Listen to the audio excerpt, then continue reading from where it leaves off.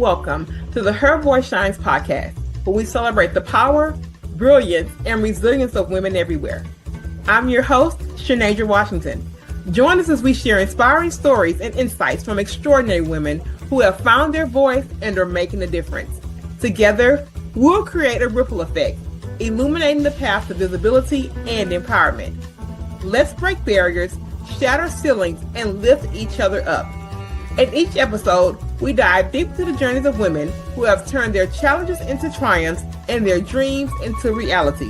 Whether you're looking for motivation, guidance, or a community that understands your journey, you're in the right place. Stay tuned and remember, let your voice shine. Stay tuned and remember, let your voice shine. It's your fellow social Shanasia Washington, streaming from Houston, Texas. And I am so excited today because guess what my guest told me? She said, "Ooh, you my first interview." So I told her, girl, this is the perfect first place to land. So I'm so excited to bring her to the stage so she can do our normal drill, which is tell us her name, where she's streaming from. We're going to get the magic of her story. Y'all, she looks so cute. She's real fly. We're going to let her come on the stage so we can see this beautiful face. And here she is. Thank you so much for that amazing welcome and the compliments. Certainly setting a very warm welcome, and I really appreciate that.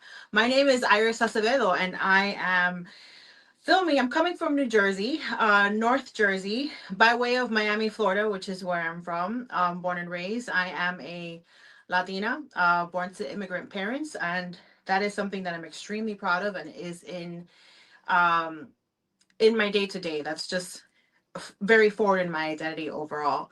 I am a both beauty founder and fashion founder. I've worked in fashion for about 15 years doing product development production within the design scope. And in 2020, I decided that I needed to pivot out of the fashion industry, which there's a lot of toxicity in the industry that I wanted to get away from. So I decided I needed to pivot for the sake of my sanity and just to create something new. And I pivoted right into beauty. So I opened a beauty studio where I do editorial, texturized, dimensional lash extensions. And I approach beauty the same way that I approach styling, which is also something that I've been doing for a long time. I have an interesting perspective because I was doing corporate fashion right alongside creative fashion, and the storytelling and visual attention that I learned in the fashion industry really stays with me, really in pretty much everything that I do. And I just love brand building and, again, visual storytelling so much. And that's me. That's who I am. That's what she says. You know, we're going to peel it back and really get into this later. We can't tell it's your first interview because you did beautiful. I thought that that was a fabulous introduction. And I already knew, I said, this girl don't seem like a real East Coast. So I knew you had some kind of Southern life in you. She said, I'm from Miami, born and raised. I could feel it. I was kind of wondering. She said, I heard the Jersey, I seen that in the form, but I knew something about you gave me like a Southern flair. So I'm so happy you confirmed that, Iris. Thank you for that. I love the story of, transitioning, because sometimes that's so hard when someone has done something for so long and they transition into a new field, because you were in, a decade in the New York fashion scene. And then you pivoted. Yeah, over a decade, and then you pivoted, into beauty and entrepreneurship. Tell me about that transition and what did it teach you about identity and reinvention? Because sometimes it's hard, Iris, when people have done something for so long. And Absolutely. Then even though it's exciting, we get the thrill and things are going, but then there's something you're like, okay, there's maybe a little bit of reinvention here. What am I going to do? Talk about that, because that's not always an easy walk for many of us. So that's a great question, and I'm glad that you asked it, because I don't think that people talk about grief, the grief that exists in reinvention enough. And usually if you're reinventing yourself, it's because something may have not worked out or something went wrong. And I think it's so important to acknowledge the the grief in transition and reinvention and pivoting, because you're not, as an individual, if you're in that phasing, you're not just saying hello to something new, but you're saying goodbye to something else. And that's something that really propels me forward, was the having to grieve my career and the vision that I had for my life. I had a 20-year plan, right? And tentative, but my eye was on the prize, and then having to pivot. So there was definitely a lot of grief and mourning this commitment of 15 years to a career, and sort of having to acknowledge that the moment of feeling great, of I am where I'm supposed to be, never coming. So I think that's like a something that we don't talk about or acknowledge enough, and I think it's to a detriment, because it takes a lot of strength to pivot through grief of plans that didn't turn out the way that we wanted them to. Absolutely. And here on the podcast, I share also when I left my corporate career in 2021, I mean, it's 2026 now, so roughly, 5 years, still honestly fairly newer in terms of things, because of course we had a pandemic coupled in that and really couldn't do anything. So, like that took some time. But you're right. We don't talk about the grief of that, because although I was kind of, well, not kind of, I was really happy to start stepping into something that felt more aligned, really, spiritually, emotionally, all the things. There still was this grief, like, okay, girl, you did build a 13-year career that was pretty rock solid. You did do that. So I think I had to really reconcile that. And I think, and I tell people in 2020, 2021, I was going through some of my most transformative years to date, really as a woman, and figuring out, what the heck really matters. What do I really want to do? And really having to stand through that, even when it was really hard. And I'm always transparent. There were moments, and even now when stuff get a little dicey, like, okay, this is kind of not adding up. I look back and wonder, like, well, maybe if you would have done this, this, and this, there's always these tricks in your mind that will go there and wonder that what if path, and having to grieve that's just not where we are now. So I'm honest and transparent with that. And there are, believe it or not, there are parts of it that I do miss a little bit. I mean, there are certain things about it that I'm okay. I really loved. I really loved the connection when I had a team that I really built, and they were all over the world, and having that global context and, building those type of relationships. That was very important to me. And it still is really a reason that helps me navigate this particular platform. It really did put that idea of connectivity and really being able to have conversations with any and everybody really on a soul mission, or even if they're not. So it's really something I take with me, and I don't, like bad mouth or whatever, but I pull that really as a core strength. And there are times I honestly say, I get to do it through you guys. So that's good. Right. But, doing it in that sense and at that level, sometimes it is actually missed. So thank you for sharing that. And if someone is watching and you're going through transition, like, oh, that really stinks, you just got to keep looking forward. It's very natural to have those feelings. Sit in it and be okay with it, and don't beat yourself up.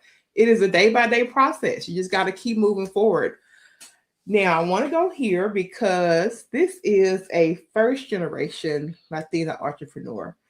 And that's something I think, and that comes with its own unique, pressures, or learning. You already know. I know. Okay, you I know, and I have quite a range of Latina entrepreneurs that I'm connected to here in the Houston area, who are doing amazing things in the city, that are really like sisters, that are like sisters to me. I'm so incredibly proud of them. But I want to just ask you, what unique perspectives or expectations did you have to overcome while stepping into your own path? Because me, as a Black girl and still figuring out, girl, it's like there are definitely some things that have, of course, shaped me culturally wise, that I've had to kind of almost unwrite, or I should say rewrite, just based on how my upbringing was and things of that sort. So just from you, what are some of those unique things you think, perspectives, or even things you think you've had to overcome to get here?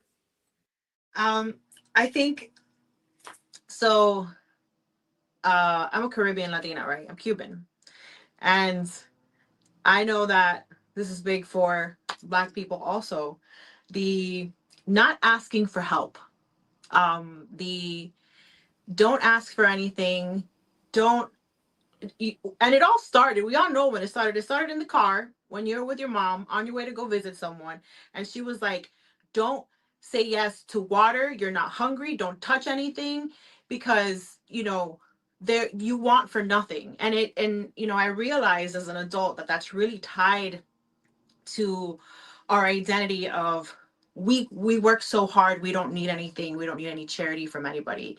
And the having to work through that, in times of like maybe seeking funding, in particular, there's a lot of deconstruction that I think has to happen in Black and Brown communities in terms of that. And it really happened for me when one of my homegirls, she is in finance, and when I was talking to her about um licensing that cost a pretty penny that I needed to get my business going. And she was like, "Oh, just crowdfund." And I was like, "Oh, I'm not gonna ask people for money." And she's like, "What do you think that fundraising, galas, sponsorships, what do you think that is?" She's like, "It's just culturally that we've been um programmed to think that we shouldn't be asking for help, but you can't succeed alone, right? It takes a village." um and that's something that I really had to reframe, a narrative that I had to approach differently, that I had to deconstruct. Girl, you see, I had to come off the screen. I had to come in and pop in for like, you see me, that wasn't a mistake. I had to come in and pop in for like 2 seconds and be like, because that is, and I remember those car rides and all that. You did not ask for nothing. You're not I thirsty. had. If they ask if you want candy, you say no. Don't touch anything. You can eat in the house. Like, just don't ask for anything. And it starts real young, and it really comes from a place of our parents almost feeling like this: don't embarrass me, don't embarrass me by asking for something, by making it seem like I'm not giving you enough. That's really what that meant. It's heavy. That's actually a heavy one. I know that we, are laughing and light about it, but that's really something that shapes your perspective. So, I mean, it's small. I mean, it seems very small, like, don't, but you can see, I'm so happy that you're saying that, because to see you say it, like, I channeled it back to that particular moment, is something that's powerful, right? Because I mean, I talk about this, when I wrote a book earlier in 2022. One of the things I said that I had to rewrite, I had three things majorly that I had to rewrite that shaped my work ethic, and a lot of these came, from my grandmother, great grandmothers, and all the things. And another one that I used to always hear was, just be grateful. Just be grateful. And let me tell you something. I don't start the moment without gratefulness, gratitude. I don't even start my day like that. But at the end of the day, it's nothing wrong with wanting more. There's nothing wrong with aspiring to be. So just be grateful was something that set in my psyche for so long. So when I was getting passed up, I was being underpaid, I was being all the things, I automatically went back into the mind. Just be grateful. Just be grateful you even have, somewhere to go, a place in these particular things. So that was one of my top 3 on the list that I had to unlearn. That's tough. That's a rough one, because uh gratitude and complacency should not ever be the same thing. And I Yeah. Yeah. especially for again, for us women of color, who I've had conversations with older Latinas, like someone's grandmother, who, when I told her in my mid 20s, which, by the way, I was already fully in my career. I was a product development manager, and she asked me, like, what are your plans for the future? And I said, well, I'm trying to get back into design school so that I can pursue my fashion degree, so I can become a designer, which works in conjunction with a product development manager. So I knew the scope of work and what it would take. And she turns to me and she says, you have to remember that as Latinos, we have to know our place in this country, and that's very ambitious. And this was a Dominican, and I turned to her and I said, Oscar de la Renta is Mm-hmm. Dominican. Mm-hmm. So what do you actually mean? Like, I was really blown away by that, that self-limiting perspective. Um, and obviously that's going to trickle down. And I think our roles are to be disruptive in the best way, be loud, show up, succeed, be in rooms, be loud, be successful loudly in rooms, so that we can set the standard, set the pace, right? I know it. And it's hard. Well, let me make this personal. It was hard for me when it was people that you love so much telling you around those same standards. It's kind of different. I mean, if it comes for somebody else out in the world, right? I mean, that hurts too, right? But Right. if it's somebody that like really, and they're like, just basically, you're good here. It's too much. Yeah. You're doing this. I mean, that's something That's why I tell people it's so important to develop an internal core Yeah. that you have to stand in. I mean, it may hurt, but sometimes if you don't have that, you may not be fortunate enough to even have people that love you, that can see the vision, that can feel the growth and want to do the thing.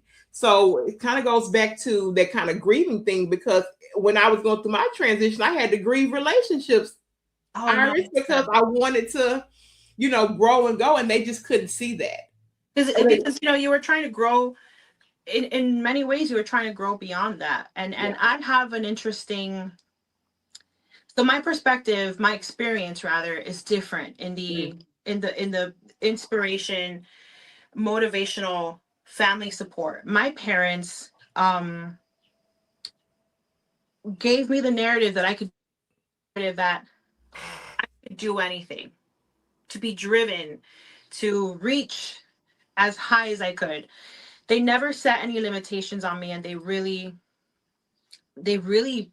raised me up, and it's a gift that they gave me. And speaking with so many of my peers, the more conversations I have as an adult, I realize what a rarity it is to have that experience with immigrant parents in particular. My father used to um, come in to kiss me goodnight and tell me that I could do anything, that I could be anyone. So he really created a monster.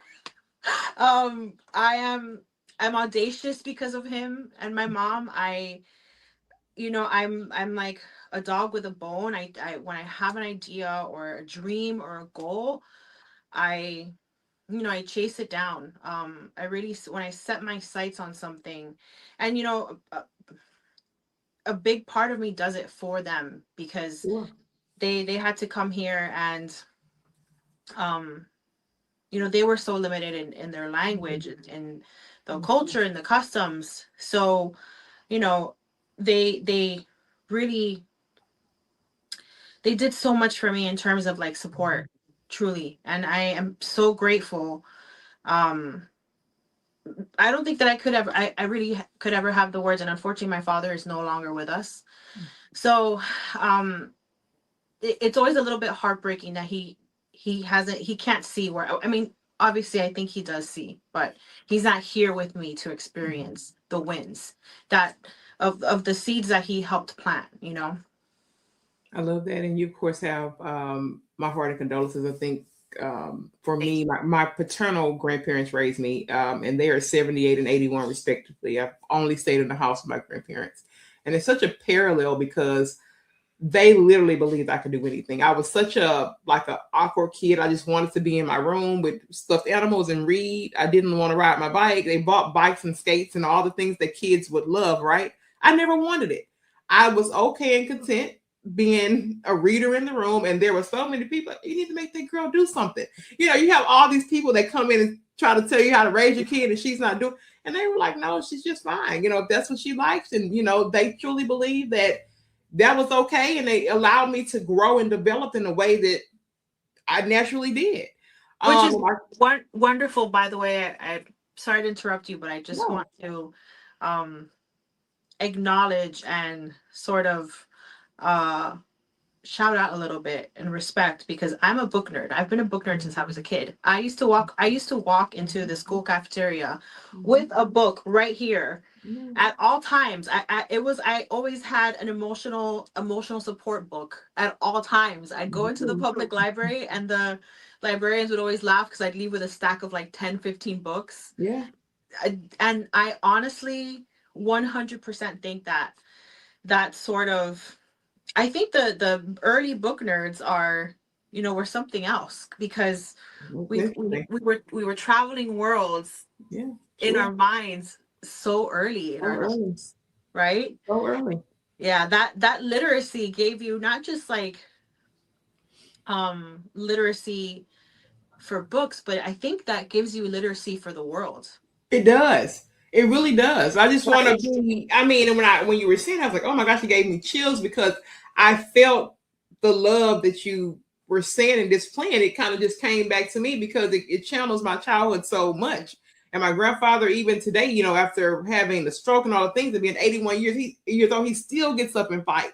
He still gets up and try and Yeah. to do. So it means a lot, that they poured their love into me. And then when I go out into the world, Iris, and I start talking to like lots of people, you realize how special it is. And you think it's nothing, but oh my God, girl, it's so special when you hear other people's experiences and how their households are ran. This is not any badging or throwing shade or anything, but I'm just saying it's such a rarity and it's something so beautiful to be cherished. So I tell people all the time, specifically this work that I do here, it's really just my grandmother's work in action. The way that she's welcomed her home to people, the way that she continuously pours, the way that she creates safe space.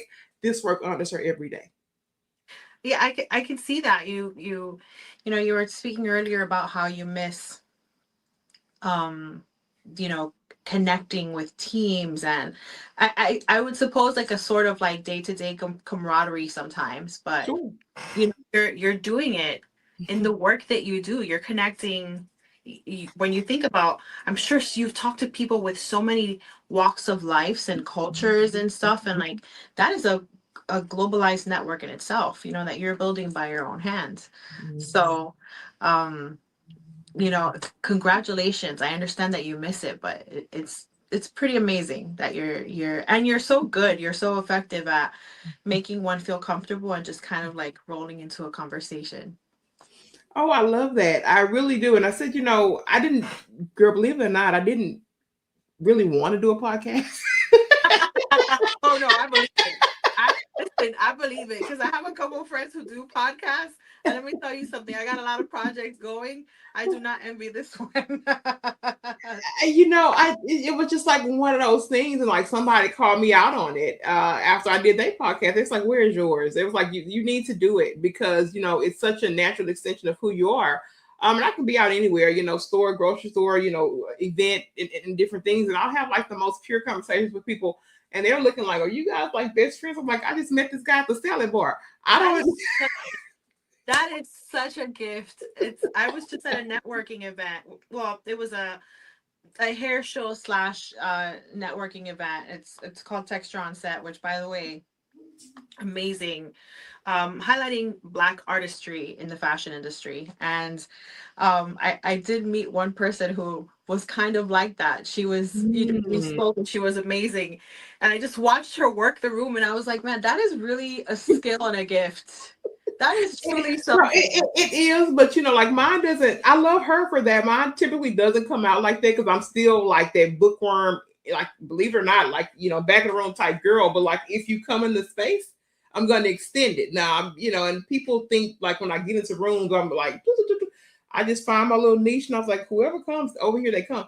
And it becomes the most beautiful thing. Like I would probably be exhausted if I had to like really, really work the room because a lot of people don't believe I'm still that strong introvert because they see me in this space, in this stage of my life. I'm Right, able to give and pour at this level because number one, it's God's gift and it goes beyond me. So if right. you want to, I do it and I go and lay down. I got to go back to my books, my documentaries, girl, for a little bit of time and Let, recharge. let me ask you something because you mentioned two things now that I'm into books and documentaries. What kind of books are you excited about right now? What kind of genres are you into right now? I'm always a girl of like self-help. Like I love like the pursuit of the energy of money. That's one of the ones I always kind of go back to a couple times. It's one of those type things. I will like always be down for a book like that. David Goggins, he's an absolute crazy madhouse man. I don't know if you ever heard of him. He's run like 100-mile Wow. he's run like 100-mile runs and stuff like this. He trains with these big 300-pound. He's nuts. And it's always interesting to me to read stories about people in their crafts that do things that defy the mind because it's their thing. That's why I tell people, do your thing and stop worried about what other people are doing. Let them do their thing. When I see people so hyper focused and they do things that are just so far away from what you think the body and mind can do, I'm intrigued by it. That's So intrigued. I tend to have a very visual language. Okay. Even the way that I run my brands, it's very branded. There's a very me essence in all of it. And it's that hyper focus of, Sure. I tend to, in my styling, I tend to be really, it's always moody, as it's this, right? Like that's the vibe.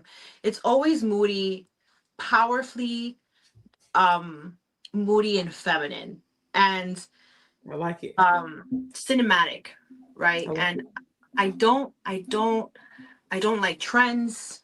Personal style is where it's at. And that's my hyper focus, is that sort of like editorial stylized, mm-hmm. non-homogenized style. And that for me, that dips into the way that you just present, whether it's beauty or the way that you're putting yourself together, right? So when you say that people who are hyper focused fascinate you, I was actually in Pittsburgh visiting my best friend, and it happened to turn into a little bit of a work trip because I was able to source inventory for my vintage collection there, which I use for wardrobe styling.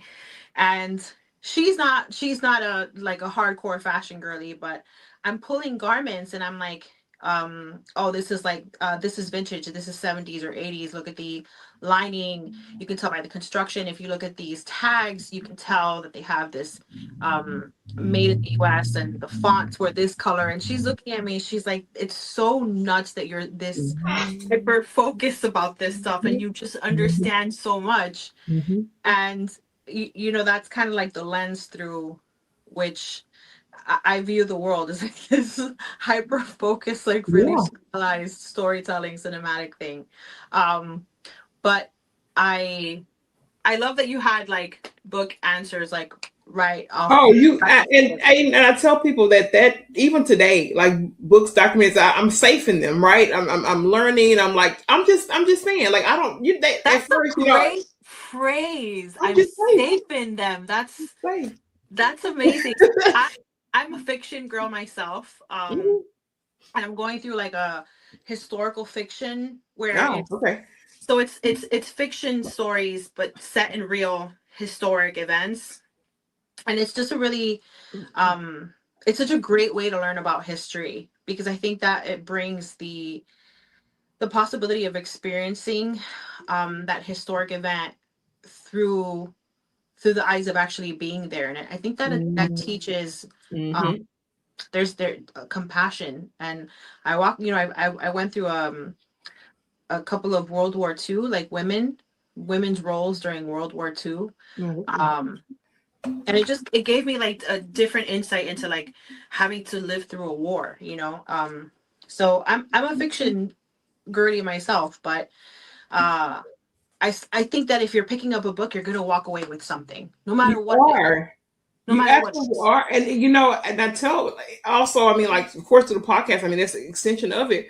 But like, there are situations to which people are like, well, how did you know what to say? I've had a lots of experience with people's story. So it really is a gift that I literally get. Like, because sometimes I'll sit there, I'm like, thinking that this person just seems to be so different from me in the way that they look and the path that they walked.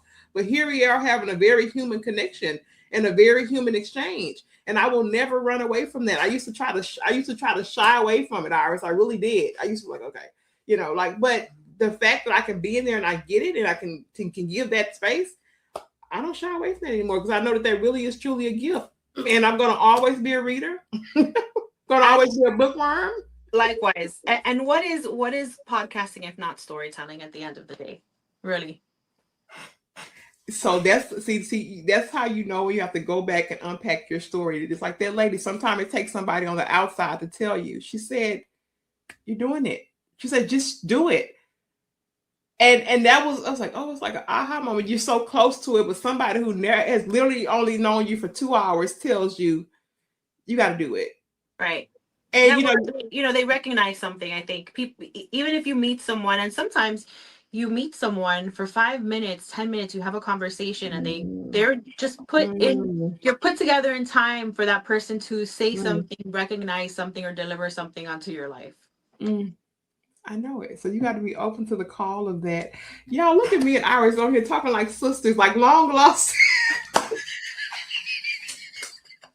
I told people do this podcast. I've truly found a tribe. That's why and I told her when I started before we recorded, like, because I do this kind of mass dashes so I can stay committed and connected to producing the platform. But I'm telling you, like, when I first started, a year and a half ago, I used to always scratch my head like, oh my gosh, like who's going to sign up and who I'm going to. But now I'm so calm by it. I said, whoever show is called to come. And I'm so comfortable with that anymore. I don't try and force and we do diligence to go and look. And I said, whoever's going to be on that platform is going to be there. And I'm going to be okay with that. Well, because now you're not operating from a place of scarcity, and that calls different energy forward. Right. So now it's just flowing to you as it should, because your mentality of scarcity and your anxiety is not blocking the blessing, so to speak. I want to ask you this, because you kind of talked about it in our kind of last discussion point about really not following the trends. Like, I'm not a trends girl either. Like, I either like it or I don't. I mean, there may be a trend that I probably like, but I'm not into it because the masses are into it. Oh, I just happen to like that one. That's good. I'm just, it works. Yeah, absolutely. It's something, that we're in a culture that, I don't care what they say, they can fight me about it. It rewards sameness. It rewards a likeness. It awards herds and like it does. And I can go and prove it. Tell me, and this is, I'm gonna probably get some freedom from this from you. Tell me about that power or that pull to stay in originality when we're in such a we're in such a time. It's like everybody got to do the thing, girl. Well, I will tell you, and when you look at trends this way, it might switch your thinking on trends a little bit. I don't love trends, right? But what trends do, fashion is, and I've said this so many times, and it's one of like my go-to phrases. Fashion is anthropological. It's not just frivolous. It's not superficial. So many people, there is an aspect of sort of class and classism in fashion, but when you pull back and you look at it with a wider lens, you can look at trends, and trends in fashion are always informed by what's going on in the world. So when you say that we have this feeling of sameness, what's going on culturally right now in the last couple of decades? We have social media, and social media has done what? It's really globalized us, right? Yes. Globalized us, and it's got its pros and its cons. I think we can list the cons that go on forever, but right. One of the cons in relation to what you're speaking about is the indistinction of individuality, which has happened. And the way personal style, again, style and trends are not the same. A trend is something that exists for that long, and it's got its moment in time, and it becomes dated very quickly. Right. Personal style can exist at any point in time, and it doesn't. When I say something that personal style is timeless, I'm not talking about classic, right? Personal style can be eccentric and still be timeless, because look at someone like Iris Apfel, for example, who was extremely eccentric. you can't really place her in time because she was dressed, you know, just so exquisitely, so layered, and you couldn't really place it whether it was the 60s, 70s, 80s, and that's a marker of great personal style, Mm-hmm. right? So I have a lot of vintage stuff. Um I call my closet my collection because I've been putting it together since my late teens. Oh, Um and I'm not talking about like pricey stuff. I can find like a $2 blouse and I'm like, this is going in the collection and it could be the best thing ever. Um but it's how you use something, how you wear it, how you contextualize your outfits. And really, image is you saying something without saying a word, right? The way that you show up. The moment you walk in, you're telling people about your life, about that's good. the Mm-hmm. and and if we look at it culturally now, listen, my mom, she was a CN, she's retired now, but that lady was waking up at 5:30, 6 o'clock in the morning, making sure that her scrubs um matched her eyeshadow, and she probably was matching her nails, so she was doing blowing out her hair, which she got highlighted like without skipping. Her nails, her acrylics were always done. Um and I watched that. My grandmother, same way, God help you if that lady got into the bathroom before you did, in the morning. So, um, and it taught me how Latinos show up. Not everybody, because that's just like a very blanketed statement, but Yeah. culturally, you're taught to like take pride in yourself and show up and show out. To take pride in your everyday, the way that you go outside. Like if I was going to Publix, Southern girl, if I was going to Publix Mm-hmm. around the Mm-hmm. corner and I was heading out the door, my mom would look at me and be like, ponte un lipstick, ponte algo en esa cara. Put something on your face. Put some color on your face. I'm like, mommy, I'm going to Publix. She's like, you look dead. Put some color on that face. Uh-oh. So it's something that's so drilled, that personal style, right? That the way that you show up in the world is a part of my story. It's part of my heritage, if you will, that was given to me. So I think in those terms. I think that way. So when you dislike trends, that's okay. And I think that you're thinking outside of the box, and that's wonderful. But it's also okay to like something that's current. Sure. um you pick and choose. There are no rule books. You can like a trend, but like the same pieces that you've had in your closet for the last 10 years, and that's on personal style, right? Like that's the way it should work. Everything should not speak to you at all times. Oh yeah, definitely not. It's interesting because in the whole space of like personal brand, this is a thing, and it's something that I've kind of moved away. Like my personal, especially during my corporate days, like I would always show up dressed, pretty immaculately. Everything's kind of always together, and then COVID came, and here's all the things. So I've kind of it was kind of maybe a little bit rebellion because like I wasn't the biggest fan of like suits, like full suits, like the corporate all the way suits. Like I'll take the pants. Maybe I want a different shirt. I can do the jacket, but I wasn't always a fan of having to wear them, often and things like that. So when Right. I came out, and also I was literally told me they were like your clothes are too colorful. I actually got that piece. And it almost crushed me, Iris. Like they were picking with me a bit. I was, the only one like me in the space. So they said, "Oh, your clothes are just way too colorful." They would tell me because I would, accessorize with the necklace. It was just so bland.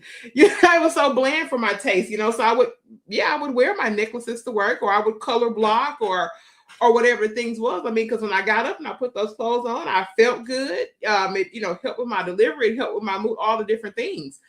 So for them to slap it and be like, "Oh no, it's just too colorful." Just like, okay, now maybe if you would have maybe said it's too short or something, or it doesn't look clean or something like that, I maybe could have taken it a little bit from a professional standpoint. But just the slap in the face is just too colorful was a little bit too much for me. And that was like a slap in the style. I'm like, and of course I kept going, girl. I still I still wore. As you should have, because what is too colorful for whomst? Whomst are you talking about? Yeah. Right? It happened. Because I didn't grow up with beige and gray, I right? did not. I did not either. So, And to whom is this too much, sir? Is the question. it is. And the other part of it culturally for me, like people that attended like church and stuff, they dresses up Sunday morning. Mm-hmm. You're putting on your clothes, and you get out there and people are one of the best fashion shows that you could watch is people walking into church. Look, I say, look at you dressed up like that, knowing you probably finna go in there and cuss somebody out, but that's not our.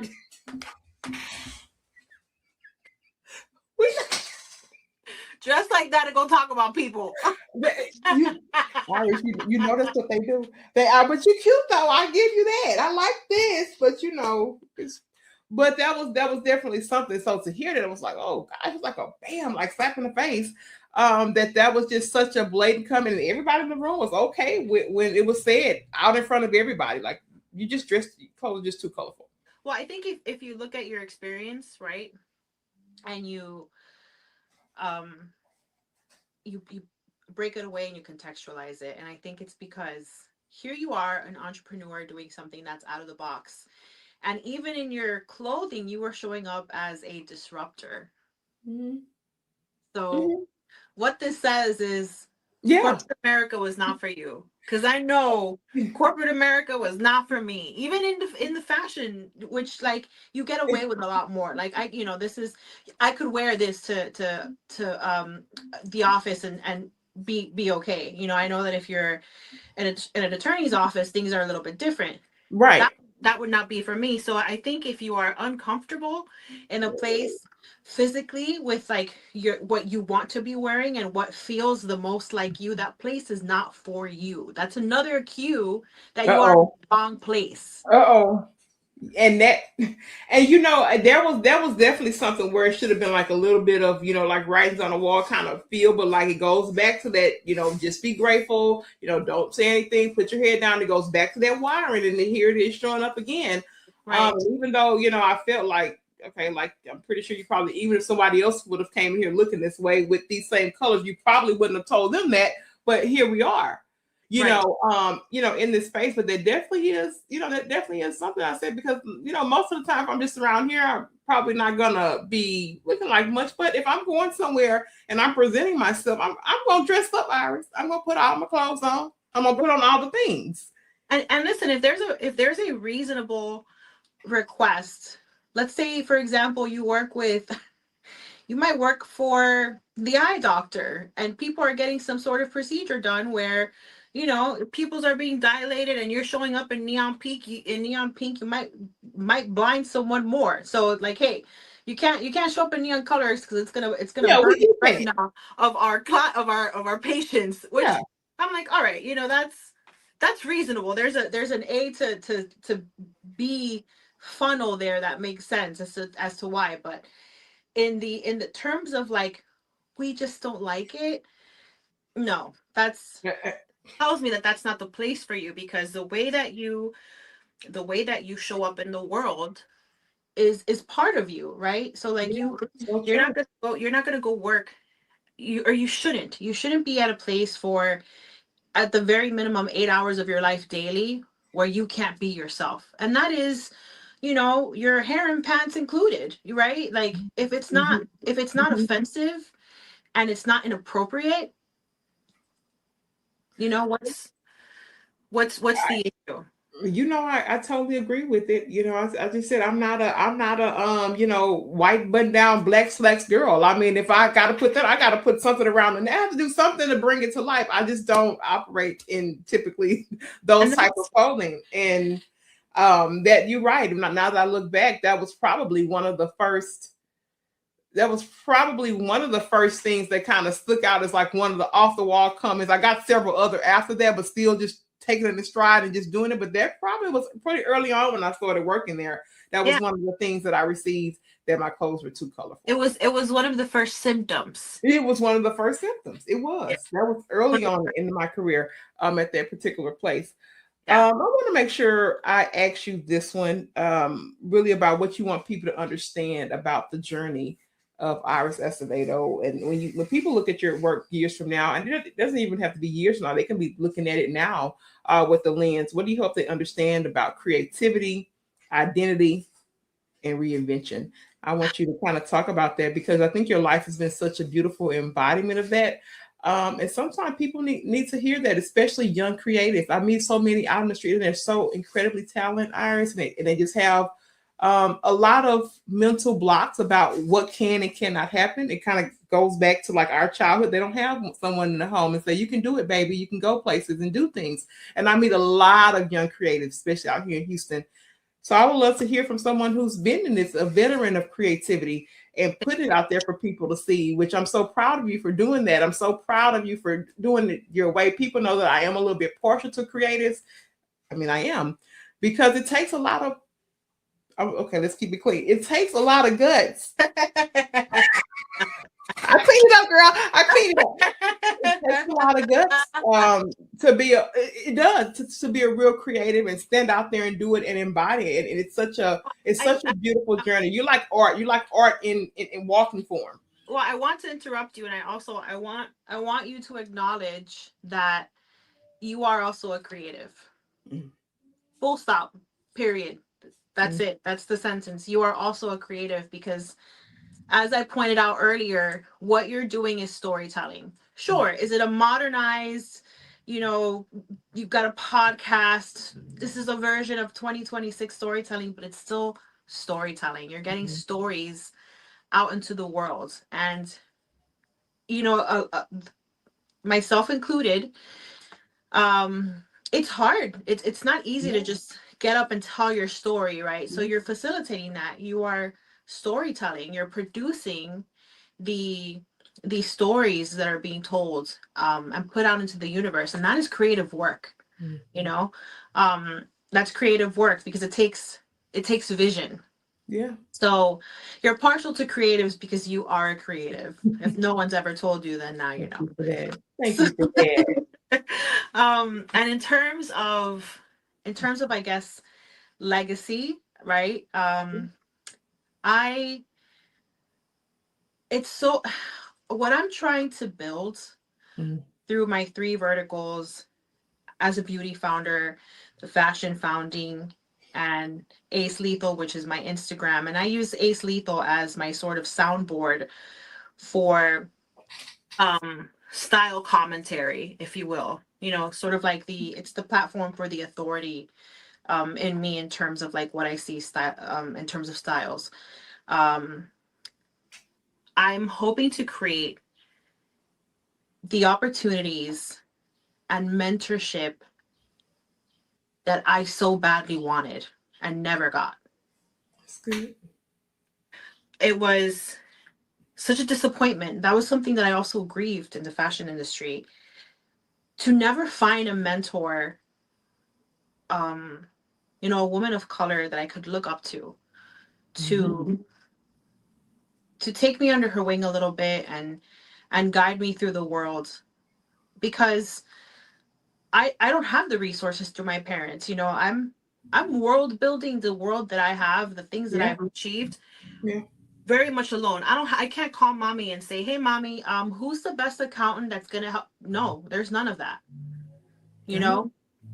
So it's important to me. It speaks to me, it sings to me, to create opportunity for women, and in particular women of color, to plug those holes in these industries that exist.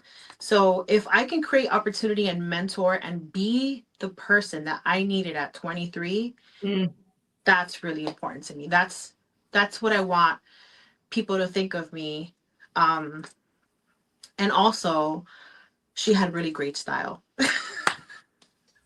Okay, she does. Yeah, I would wear the entire outfit. I love it. Thank you. Yeah, that's my entire style. Cause like I say, I love a blazer. I love the layered piece. I see everything you got going on. The pin also ties into the necklace, so like for a pop. I see it, girl. I see you. I told you. I Thank you. said, oh, she's fly because I can tell a little bit. Okay. Thank you. Yes, you can. Yes, you can. I mean, listen, you've got yourself together. You've put yourself together. I checked out, your Instagram, and I'm like, oh, okay, she's got style. She's got her own way of expressing herself through clothes. And I guess that's something else that I would love to encourage people and women in particular to do is um challenge yourself to wear the things that you love, because so often this is like a little tip in terms of like how to rebrand yourself. You don't need to be a company to have a brand, right? You can have a brand as an individual, which is personal style. And even I was guilty of this 10 years ago.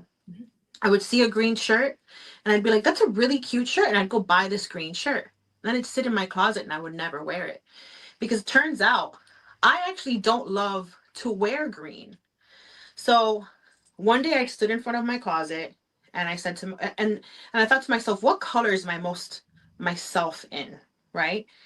How do I feel most myself? And that turned out to be very moody, dark, soft goth, uh, just maybe sometimes a little pinup-y, vintage, sort of a rock glam thing, where other people might feel like, I can't wear that much jewelry. It feels, like a costume, or it feels ridiculous. For me, this feels like me. So I stood in front of my closet. I'm like, okay, when do I feel the most like me? And it's at the beginning, it was like when I wear black. So I took everything that wasn't black or dark colors out of my closet. And I will tell you, it was life changing, because now I was showing up like myself every day. So edit your closets, edit and audit your closets to align with the colors, patterns, cuts that feel like you. And if you have to create a mood board for yourself on Pinterest or something, do that, so that when you go shopping and the next time that you see a cerulean blue blouse that's not in your color wheel of things that you like to have on your body, use that mood board and say, all right, I'm not going to spend money on this because I'm not going to wear it. It's also a great way to keep yourself from spending money on things that you're not going to end up using. And many women are sitting here with these closets of things that they've never touched, do not like, don't want to put on all the things. It's just wasteful. I mean, if you have to pick it up and be like, well, kind of, no, put it down. Because if it's not an automatic yes that you would definitely wear it, it's no reason to even take it as a maybe, because it's closer to no than what you think. Exactly. And it's just going to take up space. And because we know, or at least a lot of us know, that the fashion industry is, I think it's like the number one contributor to environmental waste. I've seen that. Yeah, it's pretty bad. How we consume clothing has turned more into a subscription than anything else, because you're buying things that are not made to last, right? You're buying things that are going to tear in 3 or 4 washes if you put them in your washing machine. They're going to come apart at the seams. Why? Because the construction is much more poor. Fast fashion has introduced the lessening of quality. You don't get lined items anymore. Seams are terrible, cuts are horrible. And we are paying top dollar for synthetic fabrics, when really we should be paying top dollar for organic things like cotton and silk. So the way that you consume is vital, and a way that you can contribute to that is by making sure that you're not buying things that are going to sit in your closet for 3 years, eat up some of your money, and then end up in a landfill because you never wore it. And if you can probably think just on your hand 5 women who are in that situation, and you just see how fast that compounds. Because you can think about 5 women, I can think about 5 women, they probably can think about another 3 or 4 or 5, and just to see how they compounds. I think Netflix had some information about this, and this is how I knew about it. They did like a documentary really about big name brands and how they throw out like all this stuff that's so-called botched and things of that sort, but it then kind of turned it like introspective of like consumerism. Yeah. and consumerism playing a part in, okay, all these freaking clothes. Even me, like, I mean, also too, because I am like, oh my gosh, this was from when I went to this in 10th grade. Girl, I had clothes, Iris, from so long ago that I still really like, but they still had just been sitting there. So I had to challenge myself even with that, because Yeah. lots of times I hold on to stuff. It's like a sentimental thing. Like, for example, my aunt's dress I wore to her funeral. I had never worn it again because it was too sentimental, but it was so beautiful. And I had it there for the longest. And I think I finally parted ways with it. She died in 2013. And I think I parted ways like 2020, like during the pandemic. I sorted it and I went to donate and do the things. But I had to even try and tell myself, even with that, now that you're old and more mature, you know specifically what you like. Yeah. Back then, younger, I did experiment a lot. There was like a lot of maybes, and I'll get Which it is okay. home and girl, I'll put it on. Even in the store, I'm like, oh, well, it's like a little bit tight or something, and still buy it, knowing if you ain't on no diet plan, girl, when is it gonna ever get loose? Exactly. Absolutely. Finding that individuality, it just helps in so many different aspects. And I approach the way I do lash extensions and the way that I do beauty. I really honor the features of the person. And I even do, because I have this background in like style and image and fashion. It's funny because as a lash designer, people will come in and say, I've never had anybody do what you're doing, which is have a consultation at the top of the appointment where I tell the new client, I say, all right, tell me what you are looking for in your own words. Don't use all these terms that exist in the lash world that you've heard at different franchise spots, because that's not what we do here. That's not what I do. Tell me in your terms. Say short, long, jagged, fluffy, thick. Use all those words and leave it up to me to interpret what that means as the designer. And um I then go so far as to ask people, well, what do you do for a living, and what colors do you like, and what is this, like an outfit that you normally wear? Do you usually show up in life the way that you're dressed right now? Or tell me, just kind of like sort of like what you do, where it's pulling a little bit out of the person to understand who they are, so I can design for that person's personality and lifestyle. So again, sort of through that lens of contextualizing um, personal style. I even do that with my beauty services, and I create lash extensions and lash looks that are not trendy and are very unique. A, I have a signature style, and B, I really customize that to the person, because I'm not going to give a huge dramatic set to someone who is a little more introverted and Yeah, polished, yeah, right? Who works at an attorney's office or is an attorney. Meanwhile, I have an influencer who comes in who's got huge dark hair, dresses to the nines every day. I'm going to give her something different that I'm giving this other client who's more on the um, polished side. So, that lens really informs all of my projects and all the businesses that I'm currently running. and I think that's beautiful, even on the lash side, because they can come in there, with this thought process of what they've seen on social media, and it may not actually be a fit for you. I'm pretty sure you actually probably experience that often, but that you're having those defining questions and saying, okay, baby, you're going into the office every day. Yeah.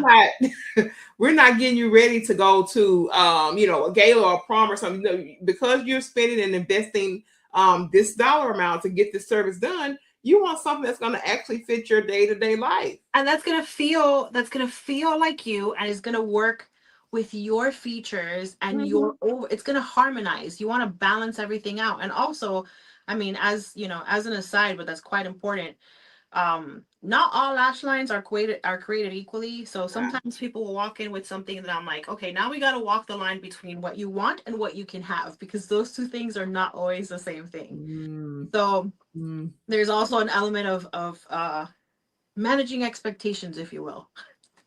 Yeah, I'm sure, and kudos to you guys, because sometimes service providers, hairstylists, and all the things.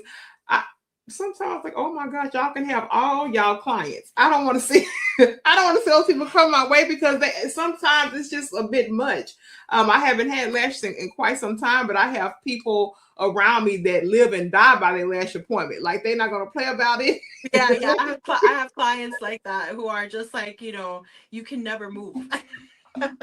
You got your loyal base. Yeah, yeah.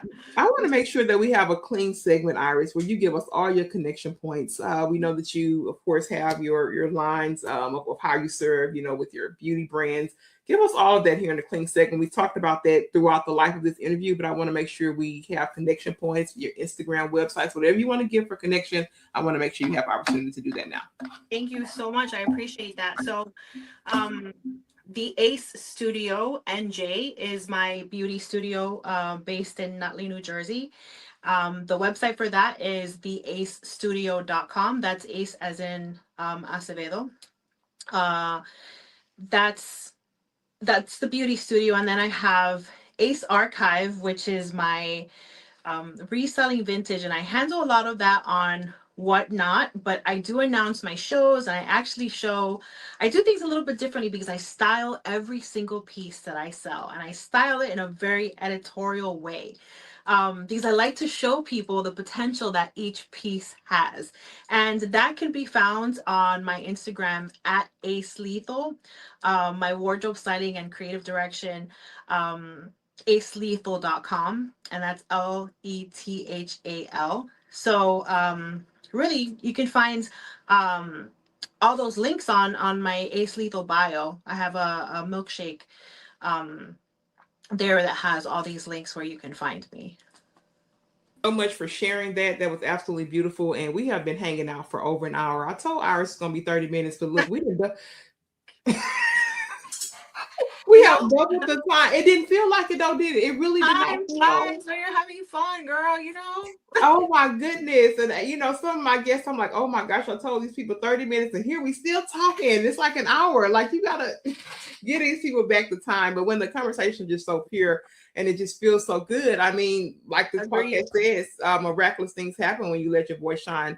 Iris, I want to get to this part in the show. We cue to our guests for final thoughts. We asked them to give us some great parting words for the space that we shared and really something that captures the essence of Iris Acevedo. So I'll let you do your final thoughts and I'll wrap up the show. Oh man, I feel like that's a lot of pressure. I'll be honest with you. I think that I've said everything that feels, that I feel needed to be said. And you did such a great job of walking me through the entire thing that I really feel like I got my messaging and who I am and what I want to leave behind and what I'm excited about. I feel like we covered all of that, but I think if I have to, parting words,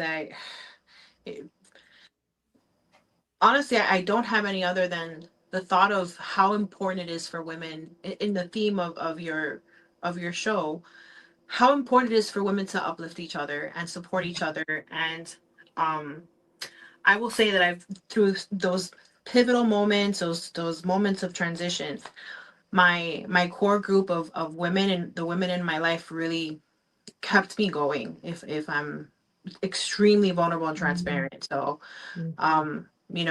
feed and nurture those existing relationships and seek out the new ones, I guess. Thank you, Iris, for that and for being here. I tell you, I had a really, really great time. What a way to kick off my day. And I love your journey and what you're doing. I think it's absolutely beautiful. I love the creative side and for you standing up, doing it authentically and truly believing what your parents said.